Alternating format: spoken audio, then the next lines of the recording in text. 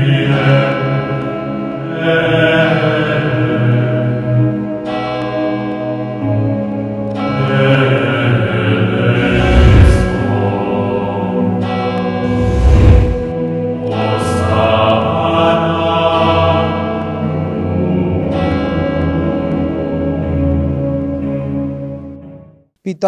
పుత్ర పవిత్రాత్మ నామమున ఆమేన్.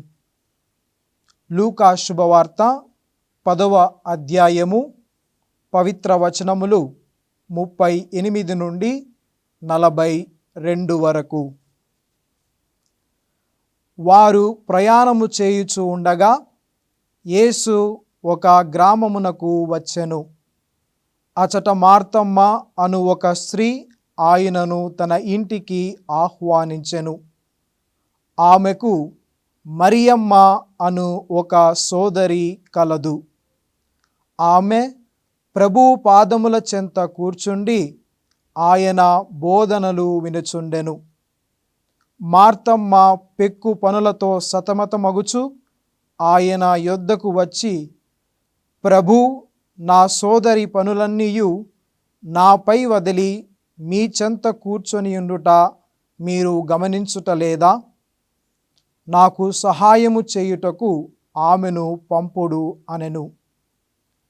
అందుకు యేసు, మార్తమ్మ, మార్తమ్మ, నీవు ఎన్నో పనులను గూర్చి విచారించుచు ఆతురపడుచున్నావు, కానీ అవసరమైనది ఒక్కటే. మరియమ్మ ఉత్తమైన దానిని ఎన్నుకొనినది, అది ఆమె నుండి తీసివేయబడదు అని సమాధానమిచ్చెను.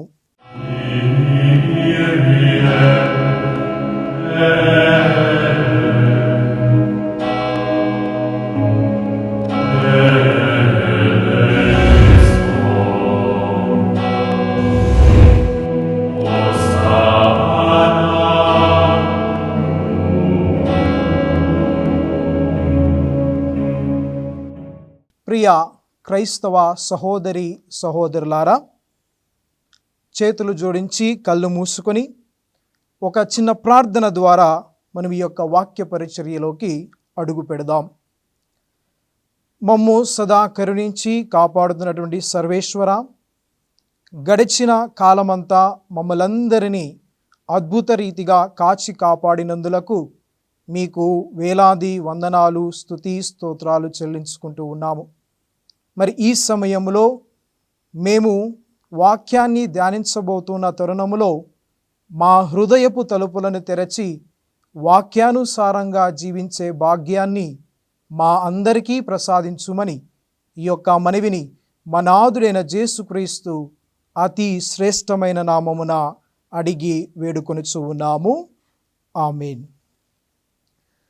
ప్రియ క్రైస్తవ సహోదరి సహోదరులారా, ఇప్పుడు మనము లూకా శుభవార్తలోని 10వ అధ్యాయములో 38వ వచనము నుండి 42వ వచనం వరకు మనము విని ఉన్నాము. మరి ఈ ఘట్టము నుండి మనము కొన్ని ఆధ్యాత్మిక పాఠాలను నేర్చుకోవాలా. ప్రభువు ఈ వాక్యము ద్వారా మనకు అనేక విషయాలను బోధిస్తూ ఉన్నాడు. కనుక ప్రియ విశ్వాసులారా, మన ఆధ్యాత్మిక జీవితాన్ని అభివృద్ధి పరుచుకోవడానికి, దేవునికి మనము ఇంకా దగ్గర కావడానికి ఈ పరిశుద్ధ వాక్యము మనకు ఎంతో తోడ్పడుతుంది. కనుక మనమందరము కలిసి కొన్ని విషయాలు ధ్యానిద్దాం, కొన్ని విషయాలను తెలుసుకుందాం, మన విశ్వాస జీవితంలో ఎదుగుదాం. అయితే ప్రియ క్రైస్తవ విశ్వాసులారా, నేను ఒక పుస్తకంలో చదివి ఉన్నాను. 2 ఆడవాళ్ళు ఒక పుణ్యక్షేత్రము చూడడానికి, దర్శించుకోవడానికి వాళ్ళిద్దరూ కూడా ప్రయాణమైపోయి ఉన్నారు. మరి వీరిద్దరూ కూడా ఎందుకు పుణ్యక్షేత్రాన్ని దర్శించుకుంటూ ఉన్నారు అంటే, వారి కుటుంబాలలో ఉన్నటువంటి సమస్యలు, ఇబ్బందులు, బాధల గురించి ఆ పుణ్యక్షేత్రంలో ప్రార్థన చేసుకోవడానికి, దర్శించుకోవడానికి ఈ ఇరువురు కూడా ప్రయాణమైపోయారు. మరి ఇరువురు కూడా ఆ చోటుకు చేరుకున్నారు. చేరుకున్న తర్వాత నేరుగా హోటల్కు వెళ్ళి తమ బ్యాగులను వస్తువులన్నీ కూడా అక్కడ వేసి వాళ్ళు పుణ్యక్షేత్రాన్ని చూడడానికి వెళ్ళారు. అందులో మొదటి ఆమె పుణ్యక్షేత్రాన్ని చూడడానికి నిమిత్తమై బయటకు ఇలా పోవుచుండగా మార్గము మధ్యములో అనేకమైనటువంటి ఆకర్షణీయమైనటువంటి వస్తువులను, జపమాలను మరియు గ్రీటింగ్ కార్డులను, మరి అనేకమైనటువంటి వస్తువులను చూసి ఉంది. ఆమె వెంటనే ఈ వస్తువులను కొనడానికి, ఆ జపమాలను కొనడానికి, మరి ఫోటోలు కొనడానికి తమకు ఇచ్చినటువంటి సమయాన్ని మొత్తము కూడా ఆమె దీనికోసం కేటాయించింది. మరి తీసుకుని వస్తువులన్నీ కూడా హోటల్ రూమ్కి తీసుకుని వచ్చింది. తన పరుపు మీద మొత్తం కూడా పడివేసి చూసింది. చూసిన తర్వాత కొన్ని గ్రీటింగ్స్ కార్డ్స్ మర్చిపోయానని మళ్ళీ జ్ఞప్తికి తెచ్చుకొని తిరిగి మళ్ళీ ఆ యొక్క వస్తువుల స్థలాలకు వెళ్ళి ఆ గ్రీటింగ్స్ కార్డ్స్ తీసుకొని వచ్చి అందరికీ కూడా రాసి పంపడం ప్రయత్నం చేసింది. మరి ఈ తరుణంలో తనకు కేటాయించిన సమయంను కూడా ఈ విధంగా ఉపయోగించుకుంది. మరి చివరన ఒకసారి నెమరు వేసుకుంటుందామా, అది ఏంటి, నేను పుణ్యక్షేత్రానికి ఎందుకు వచ్చి ఉన్నాను, నేను ఇక్కడ ఏం చేస్తూ ఉన్నాను, నేను వెళ్ళి పుణ్యక్షేత్రంలోని స్వామివారిని దర్శనం తీసుకుంటాను అని ఆమె మళ్ళీ వెళ్ళి దగ్గరకు వెళ్ళింది. పుణ్యక్షేత్రంలో ఉన్నటువంటి మరియమ్మ గారి దగ్గరకు, మరి యేసుప్రభు గారి దగ్గరకు ఉన్నటువంటి ఆ స్వరూపాల దగ్గరకు వెళ్ళి మోకరించి ప్రార్థన చేయడం మొదలుపెట్టింది. అంతకుముందు ఆమె తమ సమయాన్ని మొత్తం వీటి కొరకు కేటాయించింది కాబట్టి చాలా అలసిపోయి ఉంది. కనుక ఎంబడనే ఆమెకు నిద్ర స్లోగా ఆమెకు వస్తూ ఉంది. కనుక ఆమె అక్కడి నుంచి లేచి ఇక్కడ ప్రార్థన చేసుకోవడం తప్పు, నలుగురు అందరూ కూడా ప్రార్థన చేసుకుంటూ ఉన్నారు, ఇక్కడ పడుకోవడం తప్పు అని తన హోటల్కు వెళ్ళింది, పడుకుంది. ప్రియ క్రైస్తవ విశ్వాసులారా, ఇది మొదటి ఆమె. రెండో ఆమె కూడా ఇలాగే తన హోటల్ గది నుంచి ప్రయాణమై పోచూ ఉంది. మరి మార్గము మధ్యలో ఆమె కూడా ఇలాంటి ఆకర్షణీయమైనటువంటి వస్తువులను కానీ, జపమాలను కానీ, స్వరూపాలను కానీ, గ్రీటింగ్స్ కార్డు అన్నీ కూడా కనపడ్డాయి. కానీ ఆమె ఏమి అనుకుందంటే, ఇవన్నీ కూడా ఇక్కడే ఉంటాయి, ఎక్కడికి పోవు, ఫస్ట్ నేను నేరుగా ప్రభువు దగ్గరికి, మరియ తల్లి దగ్గరకు వెళ్ళి ప్రార్థన చేసుకొని దర్శించుకున్న తరువాత నేను వీటిని కొనుక్కుంటాను అని అనుకొని నేరుగా స్వామి చెంతకు, మరియ తల్లి దగ్గరకు వెళ్ళి ప్రార్థన చేసుకుంది తన విన్నపాల నిమిత్తం.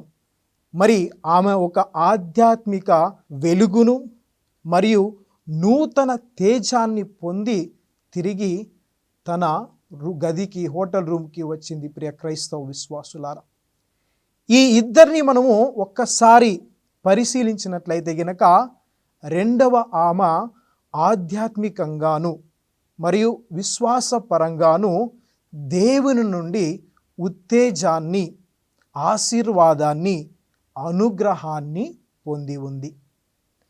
ప్రియ క్రైస్తవ విశ్వాసులారా, వీరిద్దరూ కూడా పుణ్యక్షేత్రాన్ని దర్శించుకోవడానికి వెళ్ళి ఉన్నారు. బహుశా మొదటి ఆమె తను కొనవలసిన వస్తువుల కోసము అలా టెన్షన్లో పడుతూ ఉన్నది. కానీ రెండవ ఆమె మాత్రము దేవుని దగ్గరకు వెళ్ళి దేవుని చెంత ఉండి ప్రార్థన చేసుకొని ఆశీర్వాదము, అనుగ్రహాలు పొంది ఆమె తిరిగి వచ్చింది. ప్రియ క్రైస్తవ విశ్వాసులారా, మనము విన్నటువంటి సువిశేషము ఇంచుమించు ఈ రెండు పాత్రలు కూడా ఇలాగే ఉన్నాయి. ప్రభువు ప్రయాణమై పోవచ్చు ఉండగా మార్తమ్మ యేసు ప్రభువుని తన ఇంటికి ఆహ్వానించింది. మరి ఆహ్వానించిన తర్వాత ఆమె ఆ పని ఈ పని అంటూ ఆ పనిలో నిమగ్నమైపోయి ప్రభువు చెంతకు వచ్చి, ప్రభు, నేను నా సోదరి అయినటువంటి మరియమ్మను కూడా ఆ పని కూడా నా మీద పెట్టి ఆమె ఆ పని చేసుకుంటూ ఉంది, మీరు చూడలేదా అని ప్రభువుని మార్తమ్మ అడిగినప్పుడు ప్రభువు చాలా చక్కనైనటువంటి సమాధానం ఇచ్చి ఉన్నాడు. మార్తమ్మ, నీవు ఎన్నో పనుల గూర్చి విచారించుచు అతురపరుచు ఉన్నావు, కానీ అవసరమైనది ఒక్కటే, మరియమ్మ ఉత్తమైన దానిని ఎన్నుకొనినది, అది ఆమె నుండి తీసివేయబడదు. ప్రియ క్రైస్తవ విశ్వాసులారా, ప్రార్థన పనులు మొదట ఆమె తన పనుల నిమిత్తమై పనుల కోసం కేటాయించింది. మరి రెండవ ఆమె ప్రార్థన కోసం కేటాయించింది. మనము మార్తమ్మ గారి నుంచి సేవా గుణాన్ని, మరియమ్మ నుంచి ప్రార్థనా గుణాన్ని మనము తీసుకోవాలి. ప్రియ క్రైస్తవ విశ్వాసులారా, ఈ రెండూ కూడా కలగలుపులుగా ఉండాలి. ప్రార్థన పనులు ఏ విధంగా అయితే మనము ఒక్కసారి నీళ్ళని పాలలోకి పోసిన తర్వాత ఆ పాలను వడగడితే నీళ్లు సపరేటుగా మరియు పాలు సపరేటుగా రావు, అది అసాధ్యం. కనుక మనము చేసే పనులు ప్రార్థన కలగలుపులుగా ఉండాలి అని ఈ సువిశేష పఠనం ద్వారా ప్రభువు మనకు తెలియజేస్తూ ఉన్నాడు. ప్రియ క్రైస్తవ విశ్వాసులారా, మార్తమ్మలో ఉన్నటువంటి సేవా గుణాన్ని, మరియమ్మలో ఉన్నటువంటి చెవియోగ్యతనాన్ని మనము ఆదర్శంగా తీసుకొని కొన్ని ఆధ్యాత్మిక విషయాలను ధ్యానించడానికి ప్రయాసపడదాము. ప్రియ క్రైస్తవ సహోదరి సహోదరులారా,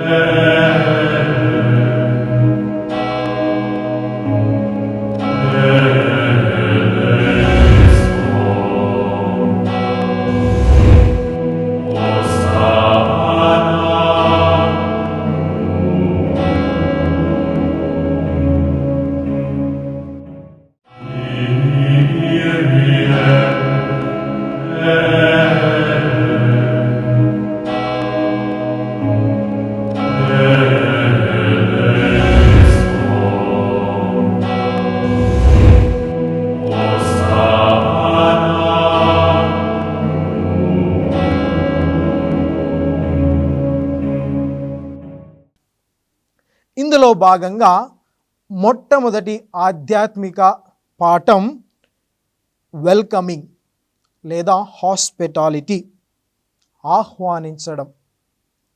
ప్రియ క్రైస్తవ విశ్వాసులారా, మనం అదేవిధంగా ఆది కాండములో 18వ అధ్యాయము 1వ వచనం నుండి 10వ వచనానికి మనం ఒకసారి చదివినట్లయితే గనక, అక్కడ ముగ్గురు వ్యక్తులు అబ్రహామును దర్శించడానికి, చూడడానికి వచ్చి ఉన్నారు. ముగ్గురు వ్యక్తులు అతిథులుగా వచ్చి ఉన్నారు. మరి వచ్చినటువంటి ఆ అతిథులను అబ్రహాము ఆహ్వానించి ఉన్నాడు. మరి మనం విన్నటువంటి సువిశేష పఠనంలో కూడా మార్తమ్మ యేసు ప్రభువుని ఆహ్వానించింది. అంటే హాస్పిటాలిటీ లేకపోతే వెల్కమింగ్. మనము కూడా ఇలాంటి వారిని మనము మన జీవితాల్లోనికి, మన కుటుంబాలలోనికి ఆహ్వానించేటువంటి గుణాన్ని కలిగి జీవించాలి. విదేశీయులు కానీ, అపరిచితులు కానీ, ఎవరైనా కానీ మన సహాయము కొద్దీ మన మేలులు పొందాలని వాళ్ళకి రాసి పెట్టి ఉంటే మనము వారిని ఆహ్వానించాలా. ప్రియ క్రైస్తవ విశ్వాసులారా, కొన్నిసార్లు మన బంధుమిత్రులను, మన స్నేహితులను ఎప్పుడూ మనం వాళ్ళ ఇంటికి వెళ్ళడమే కాదు, వాళ్ళు కూడా మన ఇంటికి ఆహ్వానించాలి. ప్రియ క్రైస్తవ విశ్వాసులారా, ఇది ఒక ఆధ్యాత్మిక పాఠం, మనం నేర్చుకోవలసినది. ఏ విధంగా అయితే గనక మార్తమ్మ మరియు అటు అబ్రహాము ఆ ముగ్గురు అతిథులను, అదేవిధంగా ఇక్కడ యేసు ప్రభువుని ఆహ్వానించినట్లే మనము కూడా మన కుటుంబాలలోనికి, మన విశ్వాస జీవితంలోనికి మనకు మేలును చేకూర్చే వారిని ఆహ్వానించుకోవాలి. ప్రియ క్రైస్తవ విశ్వాసులారా, ఆ సుగుణము, ఆ గుణము మనలో ఉండాలి. హాస్పిటాలిటీ లేకపోతే వెల్కమింగ్ అని ఒక గుణము మనలో ఉండాలి. ప్రియ క్రైస్తవ విశ్వాసులారా, ఇది మొదటి పాఠము, మనం నేర్చుకోవలసినది. అదేవిధంగా రెండవ పాఠం ఈ యొక్క సువిశేష పఠనం ద్వారా నేర్చుకోవలసినటువంటిది అదేమిటంటే గనక లిసనింగ్, చెవి యొగ్గడం. ప్రియ క్రైస్తవ విశ్వాసులారా, మనము ఆదికాండం, నేను చెప్పినట్లుగా ఆదికాండము 18వ అధ్యాయము 1వ వచనము నుండి 10వ వచనాన్ని మనం చూసినట్లయితే, అదేవిధంగా లూకా శుభవార్త 10వ అధ్యాయము 38వ వచనం నుండి 42వ వచనానికి చూసినట్లయితే గనక అక్కడ అబ్రహాము ఆ ముగ్గురు అతిథులను ఆహ్వానించి ఉన్నారు. మరి అదేవిధంగా ఇక్కడ మార్తమ్మ యేసు ప్రభువుని ఆహ్వానించింది. మరి అబ్రహాము ఆహ్వానించిన తర్వాత వారు ముగ్గురు చెప్పేటువంటి మాటలను శ్రద్ధగా వినుచూ ఉన్నాడు ప్రియ విశ్వాసుల. మరి ఇక్కడ కూడా మరియమ్మ ప్రభువు పాదముల చెంత కూర్చొని ప్రభువుని యొక్క బోధనలను వింటూ ఉంది. ప్రియ క్రైస్తవ విశ్వాసులారా, నేటి సమాజంలో మనమందరము కూడా చాలాసార్లు అనేకమైనగా మాట్లాడుతూ ఉన్నాం. మాట్లాడే వాళ్ళు ఎక్కువ, వినేవాళ్ళు తక్కువ. ప్రతి ఒక్కరూ కూడా మాట్లాడడమే, ఎవరు కూడా వినట్లేదు ప్రియ క్రైస్తవ విశ్వాసులారా. మరి ముఖ్యంగా ఈ ఘట్టాన్ని ఆదికాండము 18వ అధ్యాయము 1వ వచనము నుండి 10వ వచనాన్ని, ఈ యొక్క ఘట్టాన్ని బిబిలికల్ స్కాలర్సు ఆ ముగ్గురు వ్యక్తులు కూడా, ఒకరు యావే దేవుడు మరియు ఇద్దరు దేవదూతలు వచ్చి ఉన్నారు, వారే అని వారిని ప్రస్తావిస్తారు ప్రియ క్రైస్తవ విశ్వాసులారా. వాళ్ళు చెప్పేది విన్నారు అబ్రహాం. ఇక్కడ మరియమ్మ ప్రభువు పాదముల చెంతే ఉండి ప్రభువు చెప్పేటువంటి బోధనలను వింటూ ఉంది.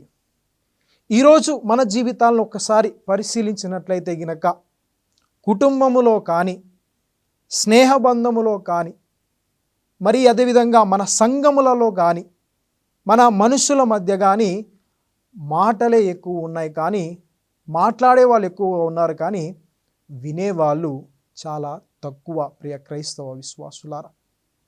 దీనివల్ల మనమందరము కూడా అనేకమైనటువంటి ఇబ్బందుల్లో పడుతున్నాం. వాళ్ళ గురించి మాట్లాడడం, వీళ్ళ గురించి మాట్లాడడం, వాళ్ళ గురించి ఈ మాటలే మన వాళ్ళందరినీ కూడా ఒక గోతిలోకి తోసేస్తున్నాయి చెప్పాలంటే గనక.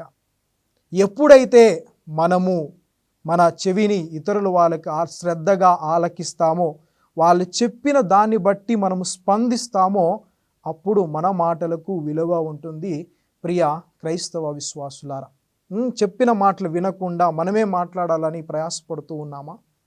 ప్రియ విశ్వాసులారా, ఒకసారి ధ్యానిద్దాం ప్రియ విశ్వాసులారా. ఈ మన ఆధ్యాత్మిక జీవితంలోనే కాదు, మన ప్రార్థనా జీవితంలోనూ కూడా మనము కూడా గుళ్ళకి వస్తాం, పితాపుత్ర వేసుకుంటాం, మోకరిస్తాం, కొద్దిసేపు ప్రార్థన చేసుకుంటాం, కూర్చుంటాం, మరి అటు చూడడం ఇటు చూడడం, వాళ్ళేం తీసుకొచ్చారు, వీళ్ళేం వేసుకొచ్చారు అని ఇది చూడడమే సరిపోతుంది ప్రియ విశ్వాసులారా. మనము కూడా ప్రార్థనలో మనము దేవునితో సంభాషించాలి. అటు ఇటు దిక్కులు చూడకుండా దేవుని యొక్క సన్నిధిలో మనమందరము కూడా మోకరించి శ్రద్ధగా ప్రార్థన చేసుకున్నట్లయితే, మరియమ్మ లెక్క ప్రభువు చెంత కూర్చొని ఆయన బోధనలు వినుచున్నట్లయితే గనక మనము సమృద్ధిగా ఆశీర్వదింపబడతాము ప్రియ క్రైస్తవ విశ్వాసులారా. కనుక ఒకసారి మనము కూడా ఎఫెసీయులకు రాసిన లేఖ 4వ అధ్యాయము 29వ వచనాన్ని కూడా మనం చదివినట్లయితే గనక పౌలు గారు చాలా చక్కగా చెప్తాడు. మీరు మాట్లాడేటప్పుడు మీరు మాట్లాడే మాటలు ఇతరులను ప్రోత్సహించే విధముగా, ఇతరులకు అభివృద్ధికరమైనటువంటి మాటలే మీరు మాట్లాడాలని అంటారు ప్రియ విశ్వాసులారా. ఈరోజు మనము కూడా మాట్లాడుతూ ఉంటాం, వినం. మనం అస్సలు చెప్పాలంటే మనం అస్సలు వినం. మాట్లాడే వాళ్ళు ఎక్కువ కానీ వినే వాళ్ళు తక్కువ. కనుక ఈరోజు పౌలు గారు చెప్తున్నారు, నీవు మాట్లాడే మాటలు ఇతరులను అభివృద్ధి పరిచే విధంగా ఉందా, ఇతరులను ఎదుగుదలకు ప్రోత్సహించే విధంగా ఉందా, ఒక స్ఫూర్తిదాయకమైనటువంటి మాటలను మాట్లాడుతున్నావా అని మనల్ని మనం ఒక్కసారి ప్రశ్నించుకోవాలా ప్రియ క్రైస్తవ విశ్వాసులారా. ఇది 2వ ఆధ్యాత్మిక పాఠం, లిసనింగ్. 3వ ఆధ్యాత్మిక పాఠం, అది బ్లెస్సింగ్, ఆశీర్వాదం, దీవెనలు. ప్రియ క్రైస్తవ విశ్వాసులారా, యేసు ప్రభువు మార్తమ్మ వారి ఇంటికి వచ్చి తరువాత ఆ సంఘటన అంతా అయిన తరువాత బహుశా ఆమెను ఆశీర్వదించి వెళ్ళి ఉండవచ్చు. మరి అదేవిధంగా ఈ ఆది కాండంలో నేను చెప్పినటువంటి వచనాలను 18వ అధ్యాయము 1వ వచనం నుండి 10వ వచనం చూసినట్లయితే గనక ఆ ముగ్గురు వ్యక్తులు కూడా, అతిథులు కూడా, యావే దేవుడు మరియు 2 దేవదూతలు కూడా అబ్రహామును ఆశీర్వదించడానికి, అంటే తనకు సంతాన భాగ్యాన్ని వసగడానికి ఈ ముగ్గురు కూడా వచ్చి ఉన్నారు. మరి ఇక్కడ కూడా ప్రభువు మార్తమ్మను మరియు ఆ యొక్క ప్రదేశంలో ఉన్నటువంటి వాళ్ళందరినీ కూడా ఆశీర్వదించి ఉన్నారు. బహుశా ఈ ఆశీర్వాదము వాళ్ళు ఎక్స్పెక్ట్ చేయకపోవచ్చు, అనుకోని ఊహల్లో ఉండకపోవచ్చు. వారు ఏ విధంగా ఆహ్వానించున్నారు? ఇక్కడ ఆ ముగ్గురు వ్యక్తులను కూడా అతిథులుగా ఆహ్వానించి ఉన్నారు. ఇక్కడ కూడా యేసు ప్రభుగానే ఆహ్వానించి ఉన్నారు. బహుశా ఆమెకు తెలియకపోవచ్చు ఈయన దేవుని చేత పంపబడినటువంటి కుమారుడని. కానీ ఆహ్వానించారు, విన్నారు, ఆశీర్వాదాన్ని స్వీకరించి ఉన్నారు. ప్రియ క్రైస్తవ సహోదరి సహోదరులారా, మరి 3 విషయాలు నేను చెప్పి ఉన్నాను. వెల్కమింగ్, లిజనింగ్ మరియు బ్లెస్సింగ్. వారిని ఆహ్వానించారు, వారి చెప్పిన మాటలను విన్నారు మరియు దీవెనలను పొంది ఉన్నారు. ప్రియ క్రైస్తవ సహోదరి సహోదరులారా, ఈ 3 పాఠాలను, ఈ 3 విషయాలను మనము దివ్యబలి పూజకి పోల్చి చెప్పినట్లయితే గనక మొట్టమొదటగా యాజకుని రూపంలో ఉన్నటువంటి క్రీస్తు భగవాన్ని మనము ఆహ్వానిస్తూ ఉన్నాం. అందుకే మనం అందరం కూడా ప్రవేశ గీతం పాడుతాం, స్వాగతమో దేవా అని అనేటువంటి ఒక స్వాగత గీతాలతో మనము ప్రభువుని ఆహ్వానిస్తాం. ఆహ్వానించిన తర్వాత మనం ఏం చేస్తూ ఉన్నాం? యాజకుని ద్వారా, ఈ యొక్క వాక్యము ద్వారా దేవుని యొక్క మాటలను, దేవుని యొక్క వాక్యమును వింటూ ఉన్నాం. We are listening. మరి తర్వాత మనం ఏం చేస్తూ ఉన్నాం? సాక్షాత్తు ఆ ప్రభువే, ఆ గోధుమ అప్ప రూపములో ఉన్నటువంటి ఆ క్రీస్తు భగవానుని మనము స్వీకరిస్తూ ఉన్నాము. అంటే ప్రభువు మనల్ని ఆశీర్వదిస్తూ ఉన్నాడు. We are receiving blessings. మొదటగా మనము ఆయన్ని ఆహ్వానిస్తూ ఉన్నాము దివ్యబలి పూజలో. రెండవది, దేవుని యొక్క మాటలను వింటూ ఉన్నాము ఈ యొక్క వాక్యము ద్వారా. మూడవది, మనము ఆయన యొక్క ప్రభువుని మన హృదయాల్లోనికి స్వీకరించడం ద్వారా దేవుని నుండి మనము ఆశీర్వాదములను పొందుతూ ఉన్నాము. ప్రియ క్రైస్తవ విశ్వాసులారా, ఈరోజు మనమందరము కూడా ఒక్కసారి ఆత్మ పరిశీలన చేసుకోవాలి. మనము కూడా మనకు చుట్టూ ఉన్న వారిని ఆహ్వానిస్తూ ఉన్నామా? వచ్చిన వారిని సేవపూర్వకముగా, మర్యాదపూర్వకముగా, గౌరవపూర్వకముగా వారికి సేవలు చేస్తూ ఉన్నామా? వారి చెప్పినటువంటి మాటలు వింటూ ఉన్నామా?